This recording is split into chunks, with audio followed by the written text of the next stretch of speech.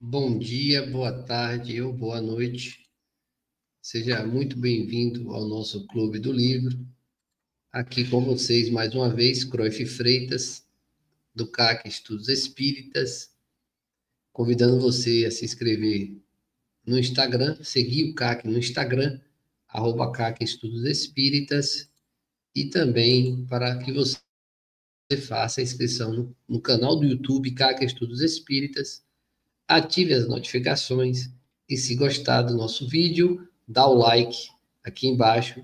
Isso é importante para a divulgação do canal e também, sobretudo, da doutrina espírita. Estamos aí com o nosso símbolo do CAC, o nosso slide padrão de Kardec, amor e caridade, representado pelo mestre Kardec, Jesus como um símbolo de amor e Chico Xavier como um símbolo de caridade. E estamos aqui no Clube do Livro. Hoje é o dia do Clube do Livro. Bora? Estamos com a obra Nos Domínios da Mediunidade, uma obra ditada pelo espírito André Luiz e psicografada pelo médium Francisco Cândido Xavier. Estamos no capítulo 22, Emersão do Passado. Que nome interessante para um capítulo. E vamos então iniciar a nossa leitura do Clube do Livro de hoje com o capítulo 22, como título Emersão do Passado. Lembrando a todos que no capítulo anterior, André Luiz Hilário, seu amigo e colega de estudos da mediunidade, orientados pelo assistente Aulus, trabalharam com o desencarne, no processo de desencarne de uma senhora que vinha doente, acamada há algum tempo. E agora eles dão continuidade. Vejamos.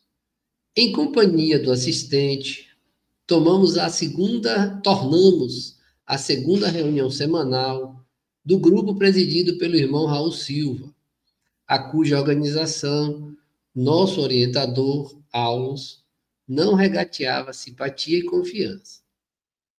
Então, Aulus confiava naquele grupo mediúnico.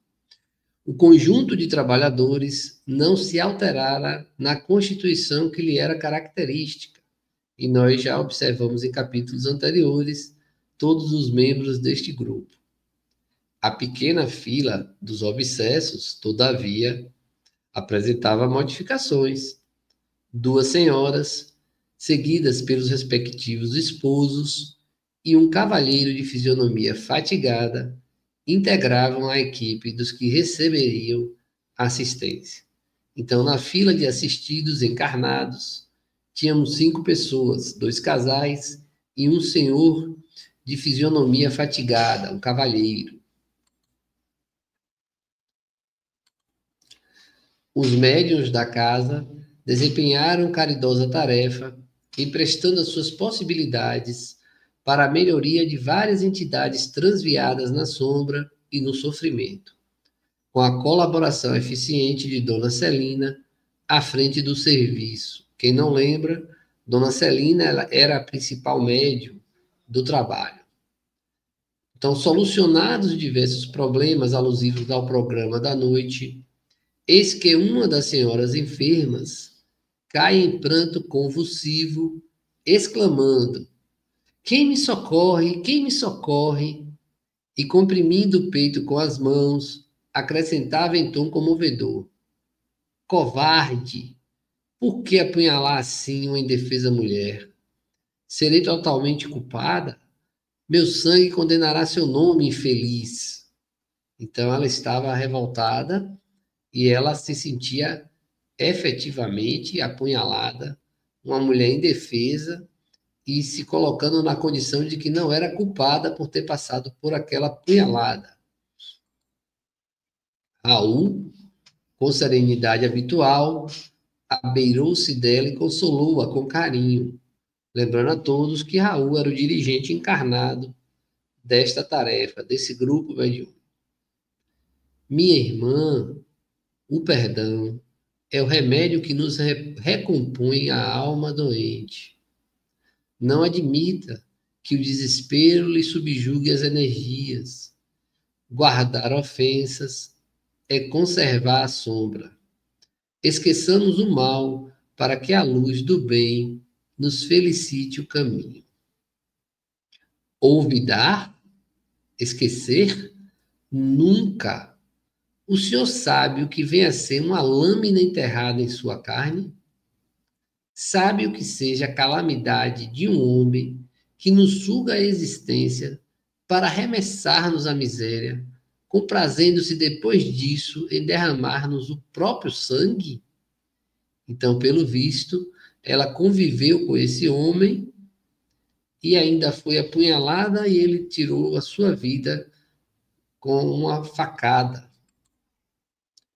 Raul Silva responde: sim, sim, ninguém lhe contraria o direito à justiça. Segundo as suas afirmações, entretanto, não será mais aconselhável aguardar o pronunciamento da bondade divina? Quem de nós estará sem mácula? Quem de nós não tem responsabilidade pelo que se passa em nossas vidas? Ao que aquela senhora responde: esperar? Esperar? Há quanto tempo não faço outra coisa? Eu em vão procuro reaver a alegria. Por mais me dedique ao trabalho de romper com o passado, com o pretérito, vivo a carregar a sombra de minhas recordações. Percebam? Vivo a recordar a sombra de minhas recordações, como quem traz no próprio peito o sepulcro dos sonhos mortos. Tudo por causa dele, tudo pelo malvado que me arruinou o destino. Vejo aqui o título do capítulo, Emersão do Passado. Aquela senhora vivia presa ao passado, ela não conseguia romper com as suas lembranças do passado. Já dizia Freud que se você vive lembrando do passado, ele não é passado, ele está no seu presente. Algo assim, tá? As palavras não são as mesmas. E a pobre criatura prorrompeu em soluços, enquanto um homem desencarnado, não longe, fitava com inexprimível desalento. Perplexo, olha a frase de André Luiz, tá? Perplexo, sem entender. Hilário e eu lançamos um olhar indagador ao assistente, que nos percebeu a estranheza, porquanto a enferma, sem a presença da mulher invisível que parecia personificar, prosseguia em aflitiva posição de sofrimento. Hilário disse: não vejo a entidade de quem a nossa irmã se faz intérprete. Alegou Hilário curioso. Olha que interessante.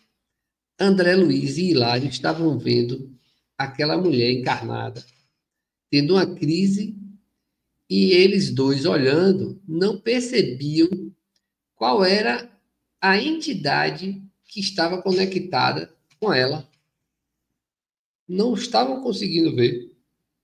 Então, como é que aquela mulher estava com a ligação com alguma entidade, se eles, no plano invisível, não estavam conseguindo ver aquela entidade? Eles olharam para a aula e disseram: como é isso? Como é que pode? Nós não estamos vendo um espírito conectado com ela, e ainda assim ela se apresenta como uma outra mulher, e não como a senhora que está aqui na nossa frente. Vamos ver o que acontece? Sim, disse por minha vez. Observe em nossa vizinhança um triste companheiro desencarnado. Aqui foi André Luiz falando. Sim, observe em nossa vizinhança um triste companheiro desencarnado. Mas, se ele estivesse telepaticamente ligado à nossa amiga, de certo, a mensagem definiria a palavra de um homem, sem as características femininas da lamentação que registramos. Em verdade, não notamos aqui qualquer laço magnético que nos induza a assinalar fluidos teledinâmicos sobre a mente da médium. Então, eles estavam ali sem entender como aquela mulher estava dando aquela comunicação, tendo uma psicofonia, sem a existência de nenhum laço fluídico magnético ligando a um outro espírito. Não conseguiram ver essa ligação. Aulus afagou a fronte da doente em lágrimas, como se lhe auscultasse o pensamento, e explicou. Vamos ficar atentos à explicação de Aulus. Ele colocou a mão na cabeça da mulher e identificou qual era o problema. E ali não era uma ligação fluídica com uma entidade, com outro espírito. Olha o que Aulus nos responde. Estamos diante do passado de nossa companheira. Então, era ela mesma que estava falando, só que não naquela condição de vida atual, não na condição da encarnação atual. Ela estava lembrando de uma vida passada. Então, estamos diante do passado de nossa companheira.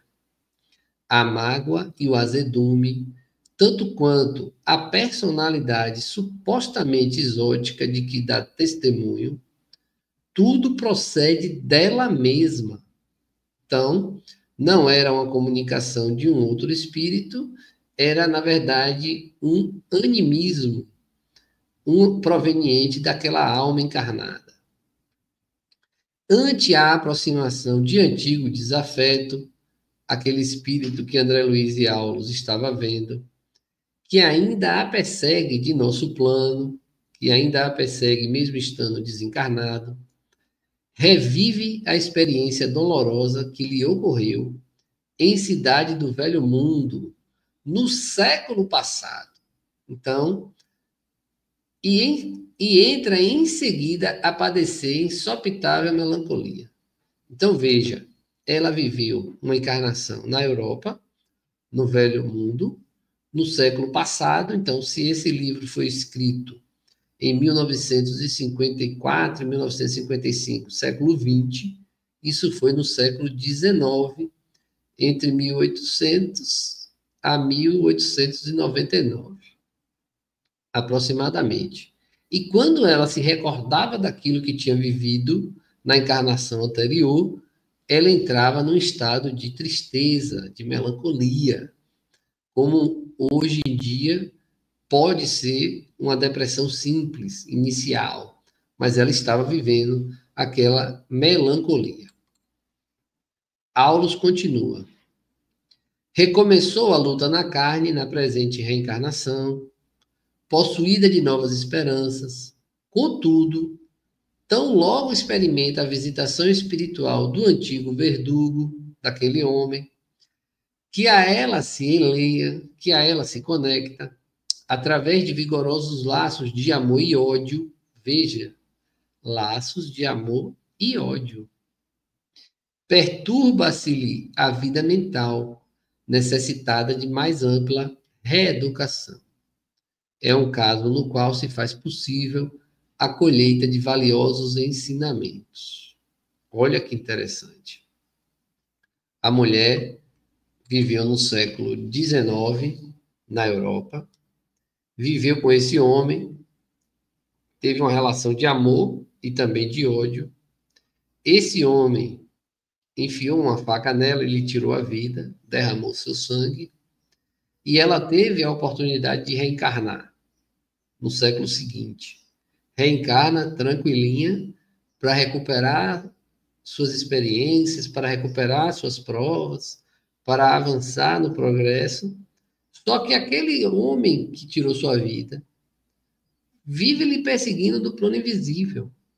Ele ainda está atrás dela por laços de amor e ódio. E só a presença dela coloca essa senhora em desequilíbrio. Pense aí. Completamente desequilibrada. E então Aulus diz: podemos colher valiosos ensinamentos observando essa situação. Vamos continuar e aprender também. Isso quer dizer, então, aqui já é Hilário.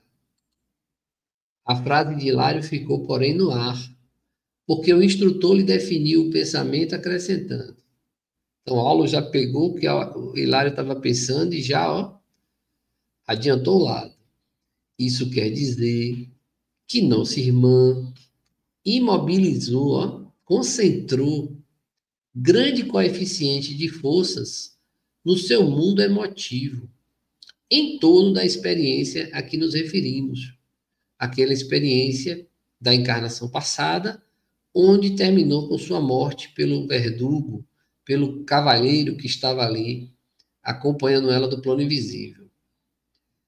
A ponto de semelhante cristalização mental, cristalização mental, haver superado o choque biológico do renascimento no corpo físico, prosseguindo quase que intacta. Ou seja, o choque biológico da encarnação é quando todos os espíritos, quando vão encarnar, esquecem o passado. Mas essa senhora estava tão conectada com aquele passado que chegou a cristalizar aquela memória em seu perispírito. E estando assim cristalizada, o choque biológico não fez com que ela esquecesse. Permaneceu intacta aquela memória durante a vida daquela senhora. Fixando-se nessa lembrança, quando instada de mais perto pelo companheiro que lhe foi refletido algoz, passa a comportar-se qual se estivesse ainda no passado que teima em ressuscitar. É então que se dá a conhecer como personalidade diferente, a referir-se à vida anterior. Isso é fantástico, gente. Isso é fantástico. Veja que ela está encarnada, tem acesso à sua memória, dá uma comunicação anímica, porque é a característica da própria alma encarnada, então isso é animismo, mas ela fala como se fosse outra pessoa, outra personalidade. Eu tive recentemente, na última reunião mediúnica, um caso parecido, porque o espírito que se comunicou já está encarnado. Então, ele está encarnado hoje no corpo de um menino. E eu conheci esse espírito quando encarnado num corpo anterior. E ele veio espontaneamente, não houve evocação, porque um dos seus familiares está com problema. E ele veio chorando, dizendo que não tinha mais como ajudar, que ele não tinha forças para ajudar, mas que ele sofria muito com a situação. E ele disse: eu tive que esperar o menino dormir. Ele mesmo, encarnado no corpo de um menino. Mas ele fala como se fosse de uma terceira pessoa. Eu tive que esperar o menino dormir. E aí eu fiz uma pergunta, eu fiz, na verdade, um tratamento que eu usava quando ele estava encarnado, e ele me respondeu da mesma forma. E as pessoas que estavam do lado disseram: é ele mesmo. Reconheceram a autenticidade da comunicação pela resposta que ele me deu. Não fui nem eu que falei, foram as pessoas que estavam ao meu redor. É ele mesmo. Então, dito isso, o que aqui acontece é que essa mulher, no estado anímico, ela fala dela como na vida passada. E ela não se reconhece na vida presente, ela vai buscar todas as informações. Veja que nós tivemos a comunicação desse espírito que já está encarnado, e ele vem até nós com a personalidade da encarnação passada, mas fala: já estou encarnado, inclusive no corpo de um menino, tive que esperar dormir para poder estar aqui. Outra coisa interessante foi que eu perguntei a ele: você está encarnado onde? Ele: você não vai acreditar, no mesmo lugar. Isso só prova o que está escrito na codificação, de que os laços de afeição é o que nos conduz. Então, ele está encarnado na mesma família. E isso mostra a beleza da lei de Deus a nos presentear com a possibilidade de reencarnar. Então, vamos continuar. Sorrindo paternal, considerou, ainda Aulos, tá? Sem dúvida, em tais momentos, é alguém que volta do passado a comunicar-se com o presente, porque ao influxo das recordações penosas de que se vê assaltada, centraliza todos os seus recursos mnemônicos tão somente no ponto nevrálgico em que viciou o pensamento. Ela só pensa naquele instante em que foi esfaqueada. Para a psiquiatria comum, olha que legal, é apenas uma candidata à insulinoterapia e ou ao eletrochoque. Então, se ela for um psiquiatra, ela vai tomar choque, ser amarrada numa cadeira para tomar choque, ao tempo do livro, claro, ou ela vai tomar remédio. Entretanto, para nós, é uma enferma espiritual, uma consciência torturada, exigindo amparo moral e cultural para a renovação íntima. Única base sólida que lhe assegurará o reajustamento definitivo. Então, meus irmãos, claro que respeitando a medicina e a ciência, claro que com todos os ensinamentos do mestre lyonês Allan Kardec, de que se a doutrina espírita entrasse em desacordo com a ciência, que abandonássemos a doutrina e seguíssemos a ciência. Percebam que, neste caso, se essa mulher fosse diretamente ao psiquiatra, ela seria torturada com eletrochoques ou receberia medicamentos, provavelmente ficando dopada, sem forças, dormindo, sonolenta, como podemos observar muitas pessoas nesse quadro. E, na verdade, ela era uma enferma espiritual. Daí a necessidade do conhecimento da doutrina espírita, do plano invisível, das ligações que se estabelecem. Vejam que aqui o obsessor não está conectado com a obsidiada, ele está apenas próximo, e só a proximidade dele faz com que ela se remeta ao passado, porque aquela memória está cristalizada no seu perispírito. E só uma reforma íntima, uma renovação dela, pode libertar daquela memória. Ouso dizer que passes magnéticos, reuniões mediúnicas, água fluidificada, presença constante no centro espírita, principalmente para afastar aquele verdugo, também podem contribuir. Mas até então, Aulus orienta que a reforma íntima é o necessário nesse momento. Vamos continuar. Analisei-a com atenção e concluí. Aqui André Luiz, né? Mediunicamente falando, vemos aqui um processo de autêntico animismo. Ó, nossa amiga supõe encarnar uma personalidade diferente quando apenas exterioriza o mundo de si mesma. Olha a importância do estudo para a gente saber diferenciar quando é mediunidade e quando é animismo, quando é um terceiro espírito e quando é o próprio médium.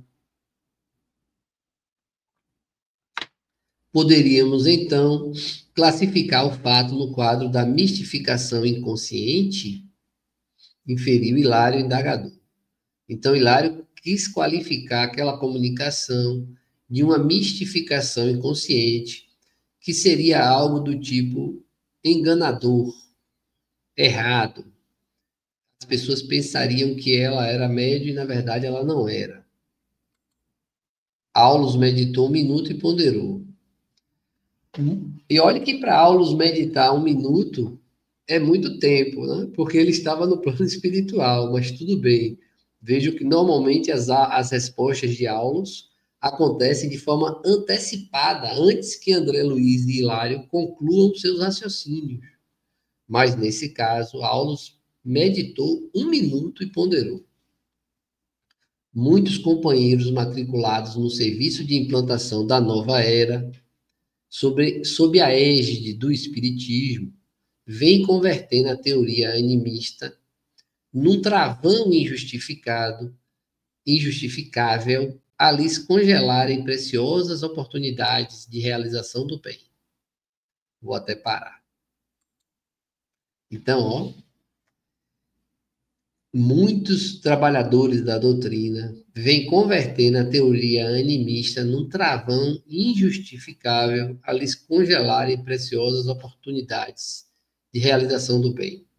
Então, tem dirigente, tem doutrinador, tem médium assistente, que olham com algumas comunicações e se apressam em condenar o médium, em julgar o médium, como comunicações falsas, comunicações recheadas de animismo, quando na verdade temos que ter bastante cuidado, inclusive, para nesses casos, imagine que seja uma imersão do passado, dar o apoio que o médium, nosso irmão, companheiro de trabalho, precisa.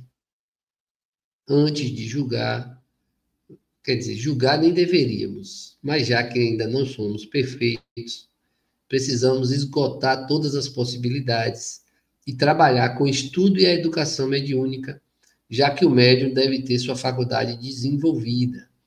Então, vamos ter mais consciência da necessidade de sermos mais cristãos com nossos irmãos de trabalho.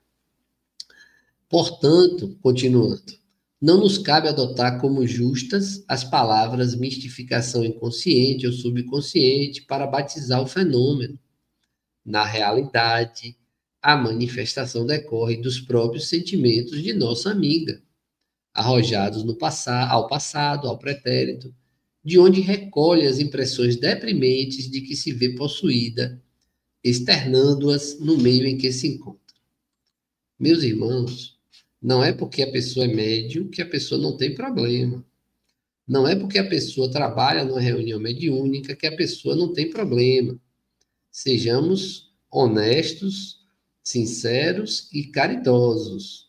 Então, o médium, às vezes, também precisa de auxílio. Aulos continua. E a pobrezinha efetua isso quase na posição de perfeita sonâmbula, porquanto se concentra totalmente nas recordações que já assinalamos, como se reunisse todas as energias da memória numa simples ferida, com inteira despreocupação das responsabilidades que a reencarnação atual lhe confere. Então, ela está esquecida do que tem que fazer porque está concentrada só naquilo. Todas as suas forças estão naquilo. Achamos-nos, por esse motivo, perante uma doente mental, requisitando-nos o maior carinho para que se recupere. Para sanar-lhe a inquietação, todavia, não nos bastam diagnósticos complicados ou meras definições técnicas no campo verbalista, se não houver o calor da assistência amiga. Então, Aulos, mais uma vez, perfeito nas suas considerações. Nosso orientador fez ligeira pausa, acariciando a enferma, e enquanto Raul Silva continuava a doutriná-la e a consolá-la, notificou-nos bondoso. Deve ser tratada com a mesma atenção que ministramos aos sofredores que se comunicam. Igualzinho. É também um espírito imortal, solicitando-nos o concurso e entendimento para que se lhe restabeleça a harmonia. A ideia de mistificação, talvez, nos impelisse a desrespeitosa atitude diante do seu padecimento moral. Por isso, nessas circunstâncias, é preciso armar o coração de amor, a fim de que possamos auxiliar e compreender. Então, gente, um médium entrou num processo desse em que você acredita ou suspeita de que não é uma comunicação normal, como as comunicações habituais desse mesmo médium. Precisamos ter esse bom senso, essa atenção, essa experiência, para verificar se não pode ser uma emersão do passado do médium, onde ele mesmo está ali aprisionado. Alguns espíritas chamam isso de bolsões do passado, que são prisões onde nós conectamos a uma determinada memória no nosso perispírito e não conseguimos nos libertar dela. E isso interfere na encarnação em que estamos. Um doutrinador sem tato, Aulus continua, apenas lhe agravaria o problema, ó. Então, ó, no trabalho de dialogador, de doutrinador, a nossa responsabilidade é enorme. Um doutrinador sem tato fraterno apenas lhe agravaria o problema, porque, a pretexto de servir a verdade, confirmar se era animismo ou não, talvez lhe impusesse corretivo inoportuno, ao invés de socorro providencial. Primeiro, é preciso remover o mal, para depois fortificar a vítima na sua própria defesa. Olha que fantástico. Felizmente, o nosso Raul Silva assimila as correntes espirituais que prevalecem aqui, tornando-se o enfermeiro ideal para as situações dessa ordem. Hilário, tanto quanto eu, André Luiz, edificado com os ensinamentos ouvidos, perguntou respeitoso: e podemos considerá-la médium, mesmo assim? Então, ela não estava ligada fluidicamente com outro espírito, ela estava ali dando uma comunicação do seu passado, animismo, e Hilário pergunta: então ela é médium, mesmo assim? Ao que Aulus responde: como não? Um vaso defeituoso pode ser consertado e restituído ao serviço. Naturalmente, agora a paciência e a caridade necessitam agir para salvá-la. Nossa irmã deve ser ouvida na posição em que se revela como sendo em tudo a desventurada mulher de outro tempo e recebida por nós nessa base para que use o remédio moral que lhe estendemos, desligando-se, enfim, do passado. O assunto não comporta desmentido, porque, indiscutivelmente, essa mulher existe ainda nela mesma. Então não tem que ficar discutindo. Ela tem aquela recordação do passado. A personalidade antiga não foi tão eclipsada pela matéria densa como seria de desejar no momento da reencarnação. Ela renasceu pela carne, se renovasse em espírito. Então continua com as lembranças da vida anterior, o que vem prejudicando o seu desenvolvimento nesta encarnação. O assistente fixou o gesto de quem mergulhava na própria consciência, a sondar a sonda de suas reflexões e falou: qual se o fizesse de si para consigo? Então, Aulus falou meio que conversando com ele mesmo. Ela representa milhares de criaturas aos nossos olhos. Vou repetir. Ela representa milhares de criaturas aos nossos olhos. Quantos mendigos arrastam na terra o esburacado manto da fidalguia efêmera que envergaram outrora? Quantos escravos da necessidade e da dor trazem consigo a vaidade e o orgulho dos poderosos senhores que já foram em outras épocas? Vejam que Aulus, com sua grande experiência, grande sabedoria e como um excelente instrutor, pelo que já demonstrou ao longo deste livro, reflete que na Terra existem milhares de criaturas do mesmo jeito que esta senhora que estamos observando, que vivem fixados em momentos do passado, de suas reencarnações, vivem fixados em situações onde eram poderosos, mas hoje não são. Eram fidalgos, mas hoje não são. E vivem insatisfeitos e muitas vezes revoltados, atraindo e contraindo problemas mentais. Fantástico. Adoro esse livro. Aulus continua. Quantas almas conduzidas à ligação consanguínea caminham do berço ao túmulo, ou seja, a encarnação toda, transportando quistos invisíveis de aversão e ódio aos próprios parentes, que lhes foram duros adversários em existências pregressas.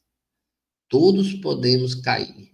Todos podemos cair em semelhantes estados se não aprendemos a cultivar o esquecimento do mal em marcha incessante com o bem.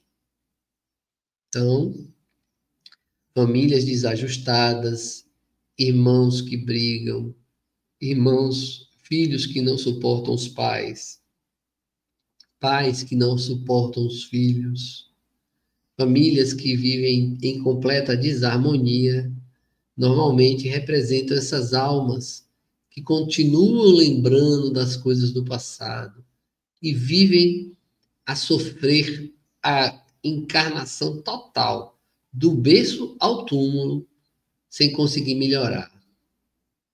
E todos nós podemos cair nessa situação. Todos nós podemos reencontrar desafetos. E se não perdoarmos, se não esquecermos do passado, dificilmente continuaremos firmes no propósito do progresso. Precisamos resolver isso primeiro, precisamos nos libertar dessas amarras que nos aprisionam. Continuando, nessa altura, Raul Silva, na condição de hábil psicólogo, convidou a doente ao benefício da prece. Competia-lhe a ela suplicar ao céu a graça do ouvido. Cabia-lhe expungir o passado da imaginação, de maneira a pacificar-se, e, singularmente comovido, recomendou-lhe repetir em companhia dele as frases sublimes da oração dominical. Então, Raul Silva, com aquela mulher em estado anímico, com a personalidade de uma vida passada, convidou-a para a prece. A pobre senhora acompanhou-o docilmente. Ao término da súplica, mostrava-se mais tranquila. O prestimoso amigo, traduzindo a colaboração do mentor que o acompanhava, solícito, rogou-lhe considerar, acima de tudo, o impositivo do perdão aos inimigos para a reconquista da paz, e, em lágrimas, a enferma desligou-se das impressões que a mobilizavam no pretérito, no passado, tornando a posição normal. Olha que fantástico. Isso não é lindo? Ela esqueceu o passado, conseguiu desconectar daquilo no qual ela estava aprisionada, então voltou à sua posição normal de encarnada no presente. Reassumiu seu corpo, reassumiu sua vida naquele instante após a prece. Enquanto Silva lhe aplicava passes de reconforto, ó, o passe que eu falei mais cedo, no slide anterior a prece, o passe, falei também da frequência ao centro, nas doutrinárias, nos estudos e talvez até numa mediúnica. Então, agora ele aplicou passes de reconforto. O assistente comentou, Aulus, outra não pode ser, por enquanto, a intervenção assistencial em seu benefício. Pela enfermagem espiritual bem conduzida, reajustar-se-á pouco a pouco, retomando o império sobre si mesma e capacitando-se, capacitando-se para o desempenho de valiosas tarefas mediúnicas mais tarde. Vai ser médium trabalhadora, meus irmãos. Chegou doente, chegou parecendo uma doente mental, e vai ficar boa e ser médium, trabalhadora da casa, se não escapar e fugir, né? Mas, vejam, e outra coisa, não é imediatismo, não vai ser de imediato, ela reajustar-se-á pouco a pouco. Quieta com esse negócio de que tem que resolver no primeiro passe, na primeira prece, no primeiro contato mediúnico. Nós não temos esse poder. Às vezes acontece, sim, às vezes sim, mas depende do tempo que a pessoa vem sofrendo, depende do tipo de problema que a pessoa tem. Vejam que nesse caso, a aula já foi dizendo, ela só vai se reajustar pouco a pouco, retomando o império de si mesma. e vai se capacitar para o trabalho mediúnico mais tarde, no futuro. Então, muitas vezes, e isso é muitas vezes mesmo, temos a necessidade de aceitar que a recuperação ela é a seu tempo e não no nosso tempo, que normalmente é o imediatismo. E vejam a necessidade de participação do assistido. Essa mulher, ela precisa fazer a parte dela. Os espíritos, na intervenção assistencial, não podem fazer a parte dela. Continuando, estimaríamos a possibilidade de continuar analisando o caso sob nossa vista. Contudo, a outra senhora doente passou de improviso ao transe agitado e era preciso estudar fazendo o melhor. Então, fica encerrado por aqui essa observação de André Luiz e Hilário, porque outro caso chamou a atenção, esse já estava apaziguado, resolvido, apesar de saber que a cura definitiva viria com o tempo, eles então passariam para o outro transe que a senhora, que estava também ali para ser socorrida, apresentou. E nós finalizamos aqui o próximo capítulo, capítulo 23, tem esse tema também muito interessante, que é a fascinação. Um dos tipos de obsessão, segundo o nosso querido Allan Kardec. Desejo a todos uma excelente semana, fiquem com Deus e até a próxima. Beijos magnéticos.